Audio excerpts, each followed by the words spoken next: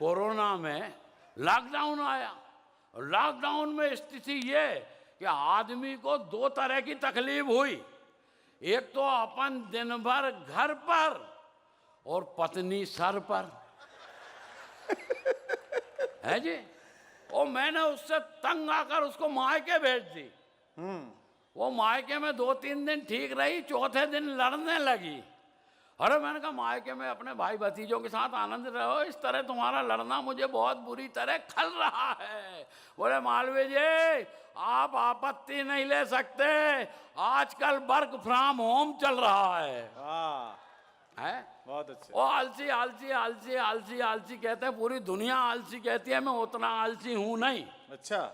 सच्चाई ये है कि दुनिया जिस गति से भाग रही अपन नहीं भाग पाते। हाँ हाँ हाँ, बढ़िया बात है। वाह वाह वाह वाह वाह। और दुनिया जितने तेज भाग रही, मीडिया उससे भी आगे। उधर घटना घटी इधर समाचार हाजिर, उधर घटना घटी इधर समाचार हाजिर, घटना घटी समाचार हाजिर। कई बार तो घटनाएं इंतजार करती हैं। जोरदार बजाओ यार जरा लच्चन से। कई बार तो घटनाएं इंतजार करती हैं कि समाचार बने तो मैं घटूं। अरे लोग भी इतने एडवांस में जा रहे, इतने एडवांस में जा रहे। 100 साल का आइटम रिजर्वेशन काउंटर पे आया। अब कोई 100 साल तक जिए और खुद का रिजर्वेशन करने खुद जाए, वो आइटम ही हुआ सा। 100 साल का आइटम रिजर्वेशन काउंटर पे आया। बोले 7 सितंबर 2027 मेरा रिजर्वेशन कर दो। बाबू बोला काका जी कहाँ जाओगे? बोले शादी की गोल्डन जुबली है, गया जाना है। बाबू बोला 27 तक टिके रहोगे? अरे बोले टिके रहे तो ठीक, नहीं तो गया तो जाना ही है। वो जब लोग इतने एडवांस में जाते तो अपन कह देते हैं कि अपन विश्व के सबसे बड़े आलसी हैं और काम के नाम पर कुछ करते ही नहीं हैं। यहाँ तो अपन आ भी गए, कई जगह जा ही नहीं पाते। अभी क्या हुआ, हमारे गांव में अंतरराष्ट्रीय आलसी अधिवेशन हुआ था और दुनिया भर के आलसियों ने उसमें भाग लिया, अपन गए ही नहीं।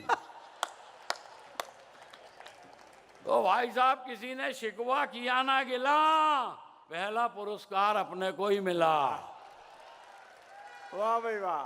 समिति ने सोच समझ के निर्णय लिया, पुरस्कार घर ही पहुंचा दिया। घर ही पहुंचा दिया।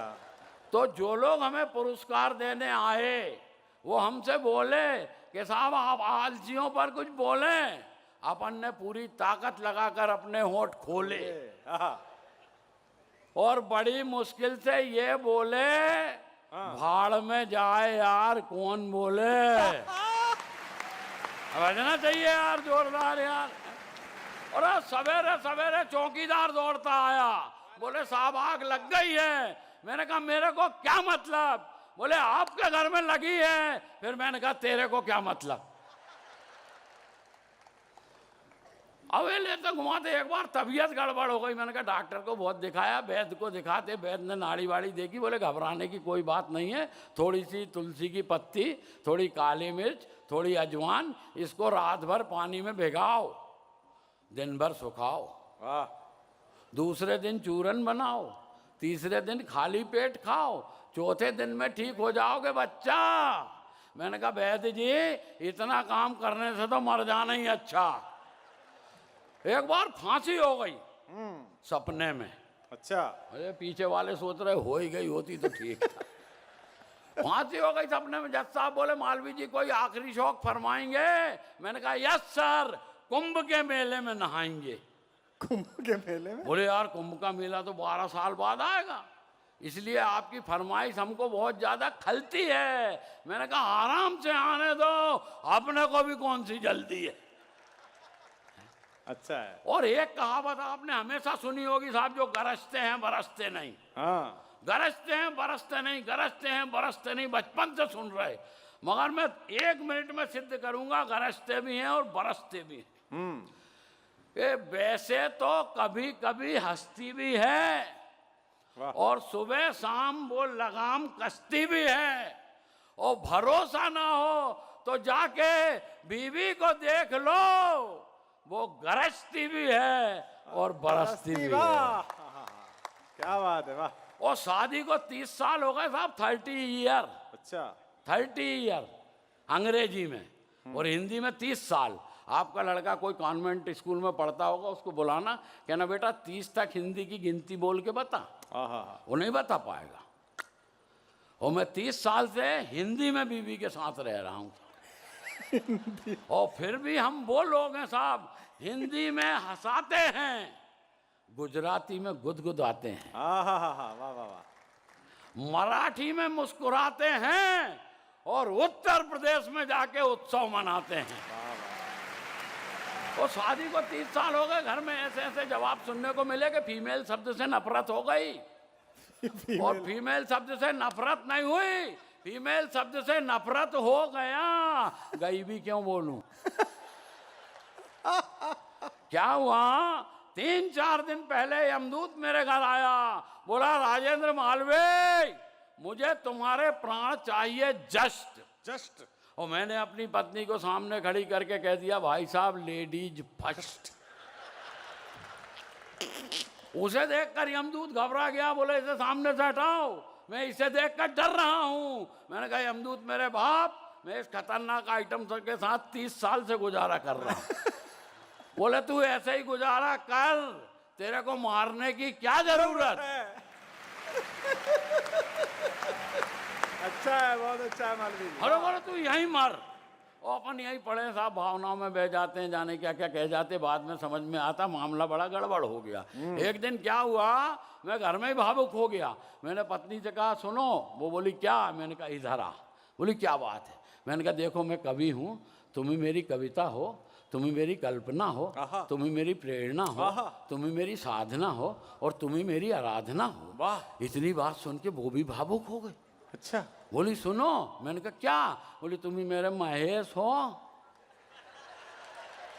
तुम ही मेरे रमेश हो, तुम ही मेरे दिनेश हो, और तुम ही अहमदाबाद वाले उमेश हो। अब क्या है, अहमदाबाद में उसका मायका है, अपन समझ गए मामला क्या है। उस दिन से फीमेल शब्द से नफरत हो गया। अब तो बाजार में जाता हूँ नाश्ता करने, दुकानदार को 20 रुपए देता हूँ, और उससे कहता हूँ 2 कचौड़ा दे दे। कचौड़ा? दुकानदार कहता साहब कचौड़ा नहीं कचौड़ी है। फिर मैं उससे कहता हूँ तू जलेबा दे दे। बोले साहब जलेबा नहीं जलेबी है, खा लो। मैंने कहा नहीं खाऊंगा। अरे बोले खा लो, गरम गरम है, रस भरी है, मीठी है, खा लो। मैंने कहा नहीं खाऊंगा। बोले क्यों? मैंने कहा क्या है, जलेबी और फीमेल में बड़ी सिमिलरिटी है। अच्छा। वो बोले काय की सिमिलरिटी साहब? और सिमिलरिटी का आनंद लेना साहब जरा दिल से। क्योंकि मैंने बोल दिया है कि जीवन में बड़ी मुश्किल से खुशियां मिलती, उसी वक्त जी लेना, ये एक आनंद का विषय है, आनंद के साथ लेना। क्योंकि हमने कल आनंद में प्रोग्राम किया था। वाह। सुनो। हाँ। अरे मैंने कहा, बोले काय की सिमिलरिटी? अबे मैंने कहा सुन, पहली सिमिलरिटी तो तू ही बता रहा कि ये गरम है। भाई जोरदार बजाओ यार तरीके से यार। आलसी जी जवाब नहीं तुम्हारा।